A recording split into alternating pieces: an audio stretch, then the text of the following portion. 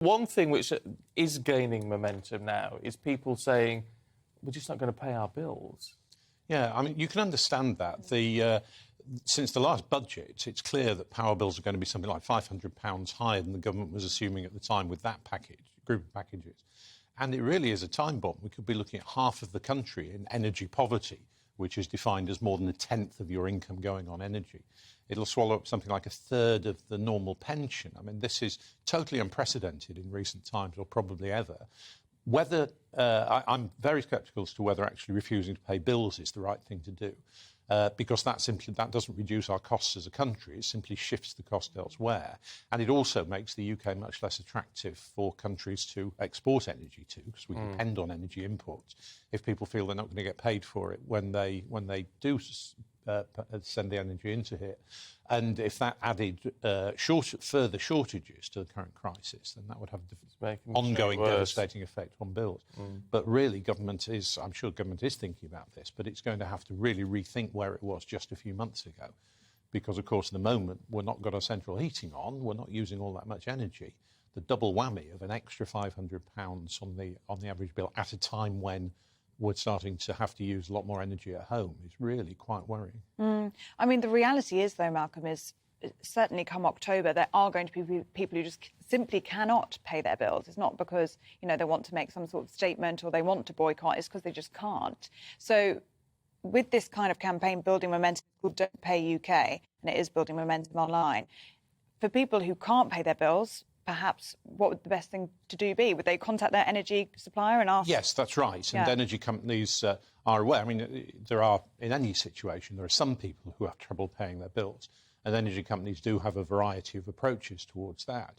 But frankly, because this is unprecedented, we're going to have to watch very carefully what the government and the new Prime Minister chooses to do about this, because that could be the breaking point around this. And if you did get a mass campaign of people feeling the government isn't helping us enough through this, what should be a shortish term crisis, I think we're probably looking at 2 years of this, but not. The nature of energy prices, they go up, you get more investment, that brings the prices down eventually. So it's a measure that is probably not going to be needed for 5 years, let's say, but it is certainly going to be needed this year, and the ball is definitely in the government's court. Well, that's interesting. You said the prices go up, there's more investment, it brings the prices down again.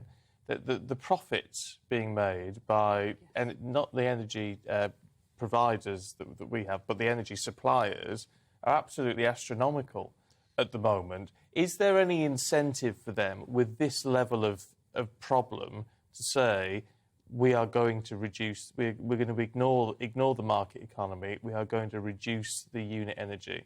Well, funnily enough, if you actually look at what's happened to the gas price over the last few months, it did come down to about a third of the real peak that it was at just after the Ukraine invasion. It's gone back up recently since Russia restricted the gas through the Nord Stream pipeline. It's gone up towards the levels that it was there. But it's a very volatile situation. The nature of this thing is that markets tend to overreact to things and then things settle down. And we may see that there's the beginnings of a hint of stabilisation at lower prices, at lower cost than we were looking at not so long ago. But it's certainly the case. I mean, you can't just look at a single year with something like an energy company where they're making investments over a 30 or 40-year period. For many years, energy has really been a very dirty word in investments. For example, there's a lot of concern on Centrica and British Gas giving a dividend this year. But that's the first dividend they've given since 2020 because they just weren't making money. And you can't really, with something where you rely on these companies at certain points having enough money to invest in the next generation of equipment, you can't just look at the years when they are making the money they do that. You have to take the whole cycle. And for a long time, energy just hasn't been a good investment. And the real danger, actually, through this is that we get the worst of both worlds. We both get the very high price period, but companies are afraid of investing because they think government's going to take money away from them as soon as it starts paying off. And so you end up with the money going to shareholders rather than being reinvested.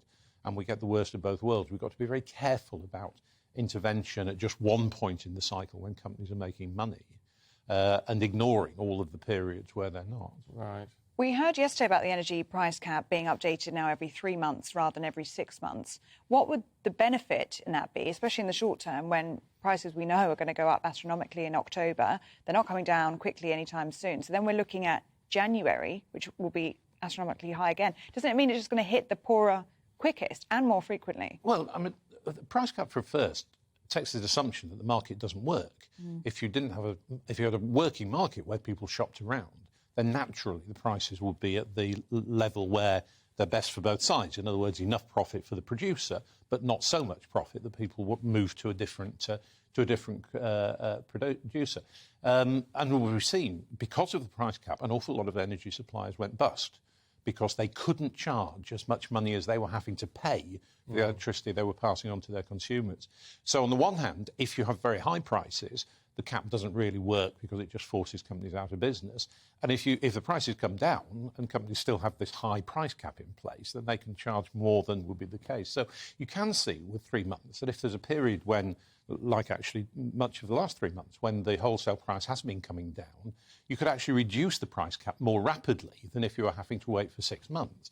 And when things are going in the other direction, it will be more flexible and you get fewer companies running into desperate problems. It doesn't do anybody any good for large numbers of electricity suppliers to go bust because it's disruptive, it wastes a huge amount of resource, and you then have people moving on to other companies who can't be expected to stick to a deal that was made with a different company.